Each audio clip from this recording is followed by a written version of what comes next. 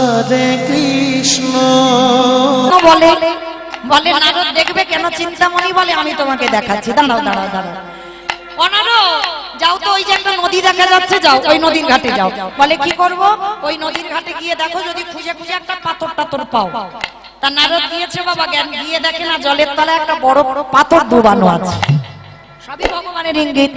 পাথরটা নিয়েছে, পাথরটা মাথায় করে এনেছে। প্রভু এই নাও, নদী থেকে পাথর আনতে বলেছিলি, এনেছি, নাও। বলে নারদ এবার পাথরটা এখানে মেরে ভাঙো। যেই না বাবা ভেঙেছে, দেখে না ছোট ছোট পিপিলিকা মানে পিঁপড়ে ওই পাথরের ভিতর দিয়ে বার হচ্ছে। ভগবান বলছে নারদ কিছু বুঝতে পারলে? বলে ঠাকুর তোমার বড্ড মাথা খারাপ।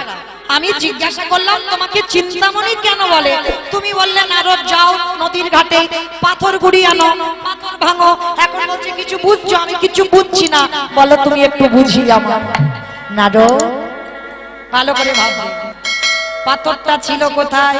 বলে কেন নদীর ঘাটে জলের তলায় ছিল। বেশ, তুমি নিয়ে এসেছো তো? বলে হ্যাঁ আমি নিয়ে এসেছি। ভাঙলে তো? বলে হ্যাঁ ভাঙলাম। কি দেখলে? বলে কেন প্রভু? ওর ভিতরে দিয়ে দেখলাম ছোট ছোট পিঁপড়ে বার হচ্ছে। নারদ তাহলে পাথর ছিল জলের তলায়, পাথরের ভিতরে পিঁপড়ে ছিল, তুমি কি জানতে? বলে না ঠাকুর জানতাম না। জানবো আমি কি করে? বলে তাহলে জলের ভিতরে পাথর, পাথরের ভিতরে পিঁপড়ে, তাহলে ওর আহারের ব্যবস্থা কে করতো? তাহলে এবার বুঝেছো? এই জন্য আমাকে বলে জগতে সংসারে চিন্তামণি, সবার চিন্তায় আমাকে করতে হয়। কীট পতঙ্গ তরুলতা গুল্ম মানুষ পশু পাখি সবার ভাবনা একাকে আমার ভাবতে হয়। তাই শোনো, ওই পিঁপড়েদের ভাবনা আমি একা ভেবেছিলাম। তাই 17 দিন কুরুক্ষেত্রের মাঠে যুদ্ধ হলো। প্রতিদিন রাতের অন্ধকারে আমার কৃষ্ণ দয়াময় ওই টুনটুনি তার স্বামী স্ত্রীর 5টা বাচ্চার আহার দিয়ে যেত। যুদ্ধ শেষ, এইবার ভগবান ফিরে যাচ্ছে পঞ্চ পাণ্ডবদের নিয়ে। আর যখনই ফিরে যাচ্ছে বাবা, পিছন থেকে টুনটুনি পাখি ওই ঘন্টার ভিতর দিয়ে ডাকছে কৃষ্ণ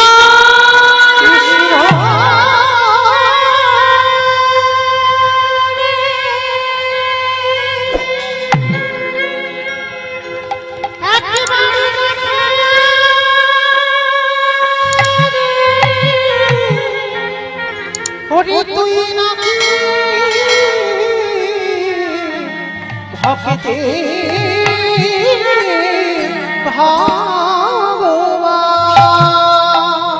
টুনটুনি পাখি বলছে আমাদের কিছু ব্যবস্থা করে দিয়ে গেলি না কৃষ্ণ?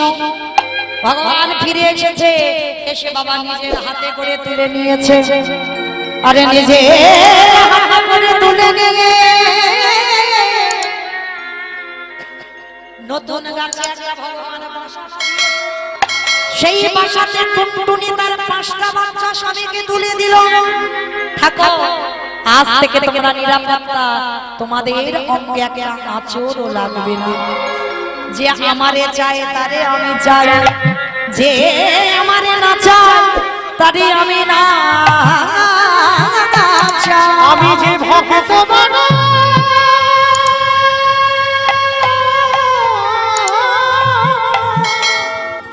ভক্ত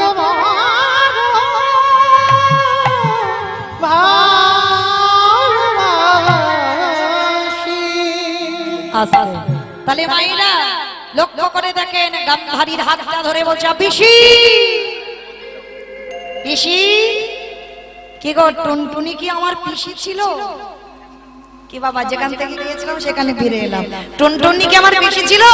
তাই যে তুমি বড় বড়াই করে বলছো কুন্তি নিজের পিসি বলে 5টা ছেলেকে বাঁচিয়েছে, তুমি আমার নিজের পিসি নয় বলে তোমার 100টা ছেলে ধ্বংস করেছে। ভুল কথা পিসিমা। এই জগতে যারা আমার চরণে দেহ মন প্রাণটা সমর্পণ করে, আমি সারা জীবন তাদের কাছে বিক্রি হয়ে যাই। তাই তোমার চৈতন্য মহাপ্রভু আজকে নবদ্বীপের মাটিতে কি করছে জানো? কেহ বলে পুরবে রাবণ বধিলা, বলে পুরবে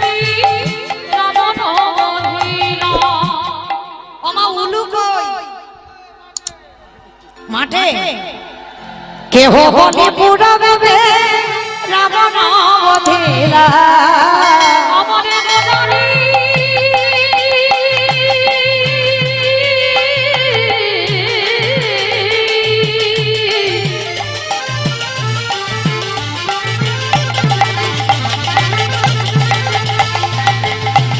আমারে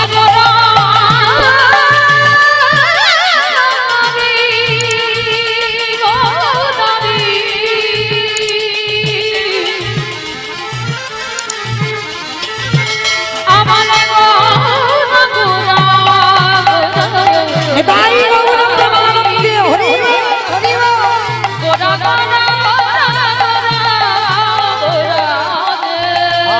কেহ বলে পুরাবে কি রাবণ বধিরা বলি গোলকে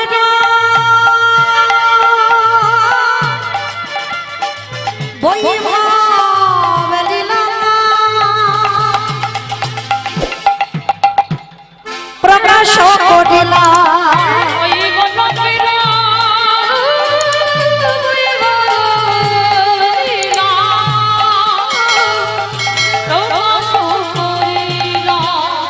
শ্রী রাধারে ভাবে গোটায়ামা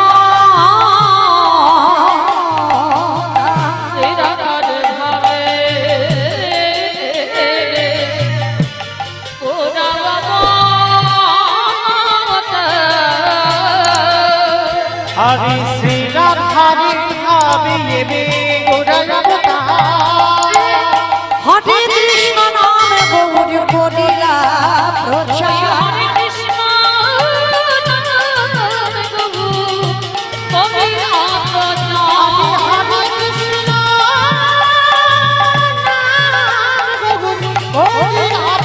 এইবারে লীলা প্রকাশ হলো এইবারে লীলা প্রকাশ হলো গোলকের বৈভবে লীলা প্রকাশ করিলা আজি গোলকের বৈভবে লীলা প্রকাশ করুণা বাসুদেব ঘোষ কহে করি জোড়হা আজ যে গো সেই কৃষ্ণ সেই তো জগন্নাথ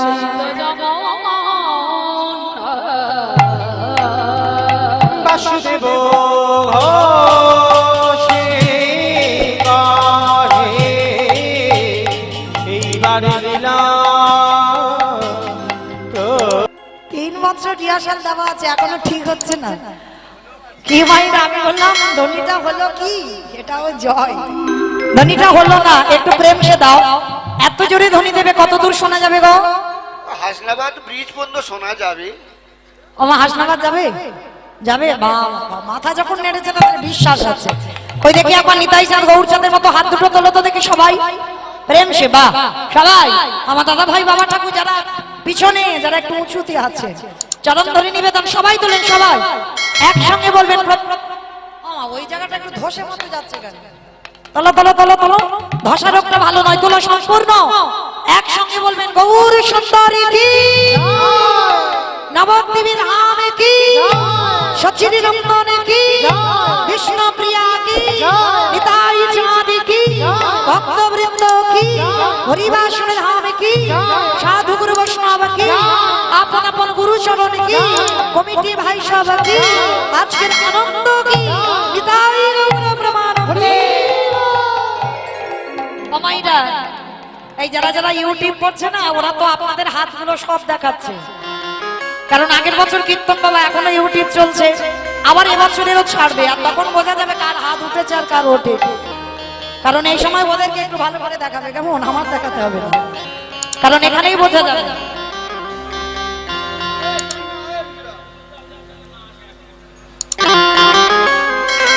যে রাধে ভক্তচরণের নিবেদন একটা অনুরোধ আপনাদের কাছে আমি কীর্তনের শেষে একটু বাইরে গিয়ে দাঁড়াবো তখন একটু দেবেন কিন্তু কীর্তন চলাকালীন হরিবাসরে আসবেন না এটা সবার কাছে আমার নিবেদন নিতাই গৌর ব্রহ্মানন্দে হরিবল তো চলেন এবার আমরা একটু বৃন্দাবনে যাই অমাইর একটা ভজন গাইতে গাইতে যাওয়া হোক কেমন কি মাইর একটা গাওয়া হবে তো চলো দেখি শুধু আমি আর আমার সম্প্রদায় নয় সবাই একটু উলুধ্বনি দাও দেখি একবার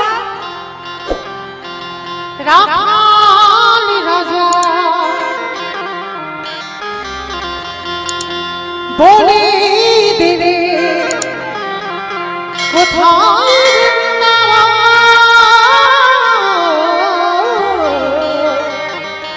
শ্যামী কুণ্ড রাধা কুণ্ড গিরি গৌরী বলে দিদি কোথায় শ্যামকুণ্ড রাধা কুণ্ড গিরি গোবর্ধন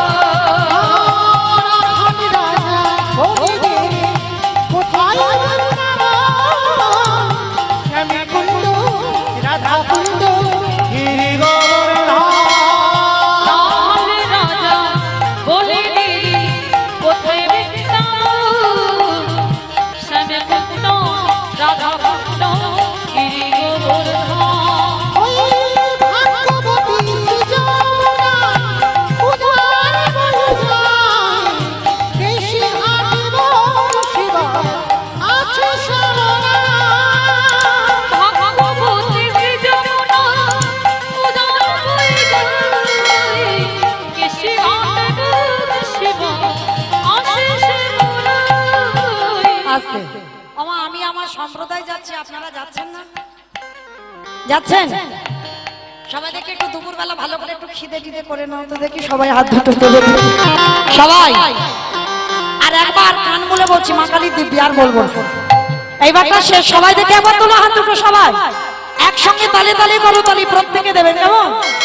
ভাগবতী সৃজনা পূজার মহিলা কেশি হাত শিবা আছে সরলা ভাগবতী সৃজনা পূজার মহিলা কেশি হাত শিবা আছে সরলা আমি রাখাল রাজা বলে দিই কোথায় শ্যামী কুণ্ড রাধা কুণ্ড গিরি গৌরী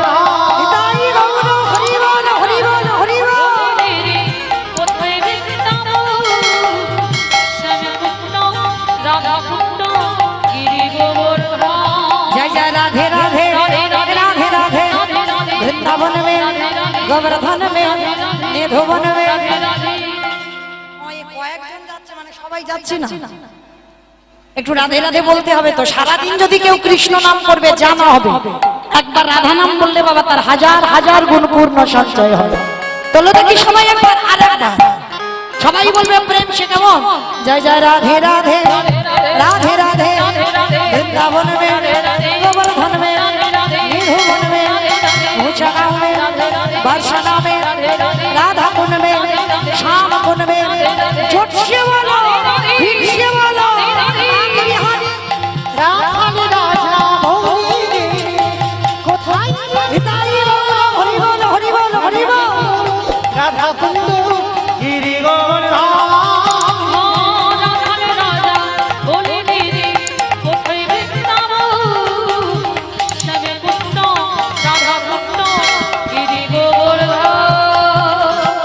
प्रेम से बोलो राधा रानी की আমার নদীটা পার হয়েছে, এমন জয় দিলে যে নদীটাই পার হলো না। কই দেখি একবার প্রেম সে বলো। মা ধরো শাশুড়ি বৌমাতে যেমন ঝগড়া হয় ওই রকম গলাটা বের করো, বলো রাধা রানী কি, তার মানে ঝগড়া হয়। বৃন্দাবনেশ্বরী কি, যমুনা মাইয়া কি, নন্দগাম কি, উষাগাম কি, বর্ষানাম কি, ভক্তবৃন্দ কি, হরিবাসর ধাম কি, সাধু গুরু বৈষ্ণব কি, আপন আপন গুরুচরণ কি, আজকের আনন্দ কি, হরিবাসর কি, ভক্তবৃন্দ কি, কমিটি ভাইসব কি, নিতাই গৌর ব্রহ্মানন্দে পঞ্চকেলা মধুময় সুধাম বৃন্দাবন ধাম। আমার বাবা ঠাকুর যিনি আমাকে নিমন্ত্রিত করে এনেছেন, তাদের ইচ্ছাতে ইচ্ছা আমার উপরে একটা লীলার দায়িত্ব দিয়েছে ভগবান কৃষ্ণচন্দ্রের গুরুদেব, যে গুরুদেবের নাম ছিল সন্দীপনী মণি। তো আজকের আমাদের আস্বাদন হবে সন্দীপনী মণির অতিথি সেবা।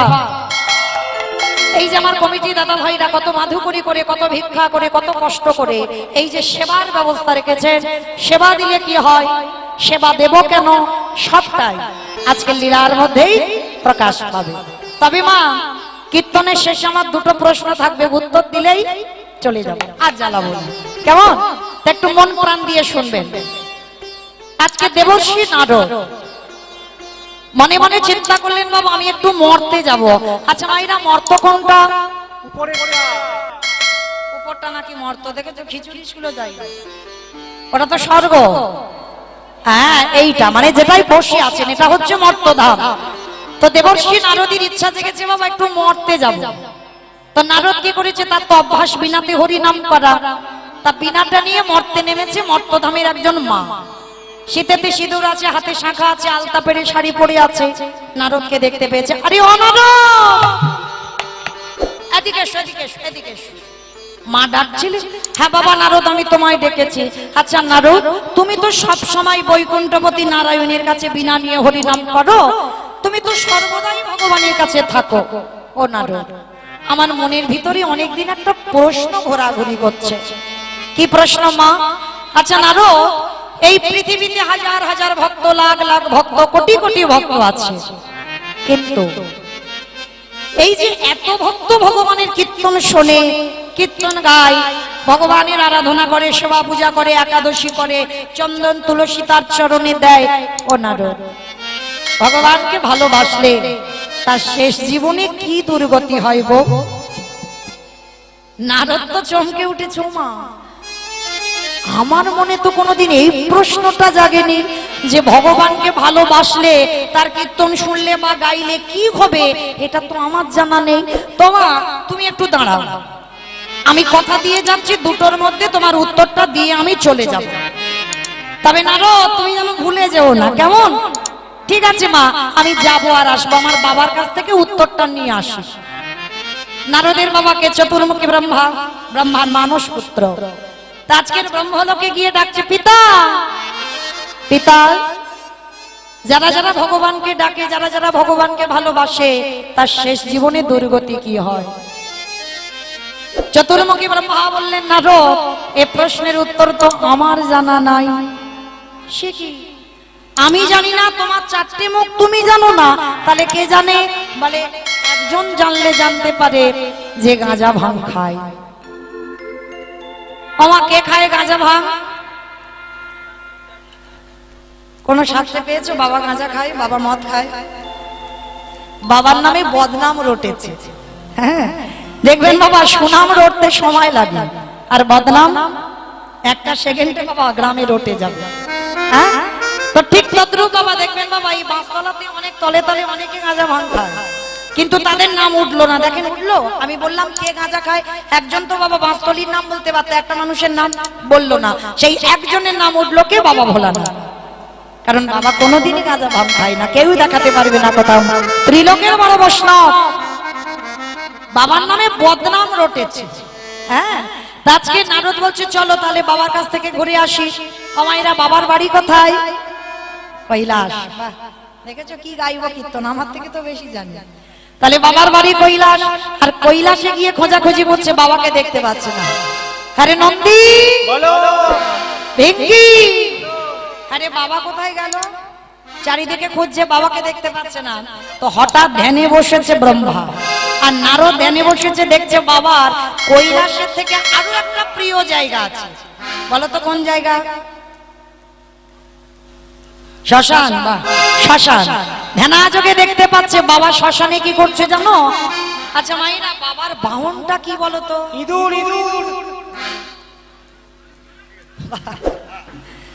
বাবার বাহন বৃষ মানে ষাঁড়, আর ইঁদুর তো গণেশের বাহন।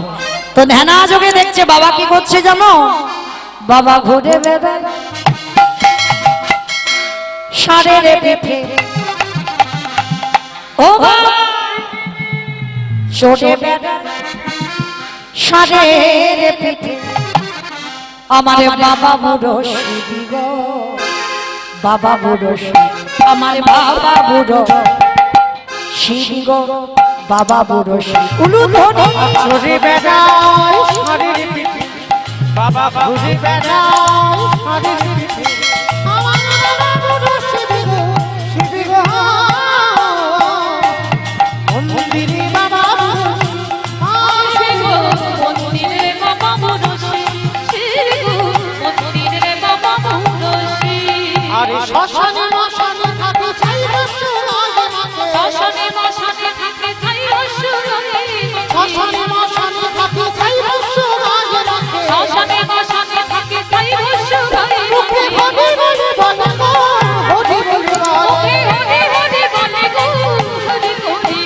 ছড়ি বেড়াই শরীর পিঠে তাই গৌর প্রাণে হরি বল হরি বল হরি বল শিবি গো শিবি গো